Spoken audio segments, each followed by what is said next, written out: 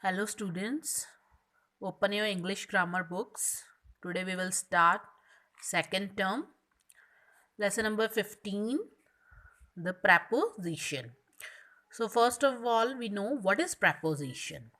A preposition is a word used to relate a noun or pronoun or a phrase to some other part of the sentence. So preposition किसे कहते हैं? Preposition वो word है जो relation show करता है noun और pronoun का दूसरे वर्ड्स के साथ सेंटेंस में दूसरे वर्ड्स के साथ नाउन और प्रोनाउन का रिलेशन शो करे जैसे for example she lives in Rome so she here is pronoun and in is preposition and this preposition is relating noun a pronoun with another word in a sentence like she is relating with Rome, she lives in Rome. Similarly, many examples are there. The book is on the desk. Book is here noun. Where it is? On the desk. On is preposition. So preposition is relating noun or pronoun to other part of sentence. Okay. Then there are useful tips that a noun or pronoun which follow a preposition in a sentence is called the object of preposition. Then in interrogative sentences as in the and in the passive voice, prepositions are often moved to the end of sentence like what did you open the lock with? Okay, here with this preposition and it comes at the end of sentence. Whom were you talking to? Okay, preposition in interrogative sentences, preposition come at the end of sentence. Then there are many common preposition used in English. They are given below. You can learn all this. Okay. Then are relations expressed by prepositions. Prepositions show various kind of relation. The most important among them are the following. First is place. So it shows place. For example, 5 dogs are inside the room. One is waiting outside it. So where are the 5 dogs? They are inside. Inside here is preposition and it is showing that where are the dogs inside is preposition. So inside here is place. It's showing the place. The church is on the hill, but the lake is beyond it. Beyond here is preposition.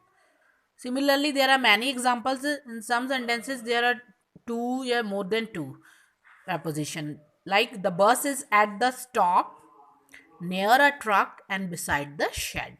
So, in this sentence, there are three prepositions used, and all are showing the place.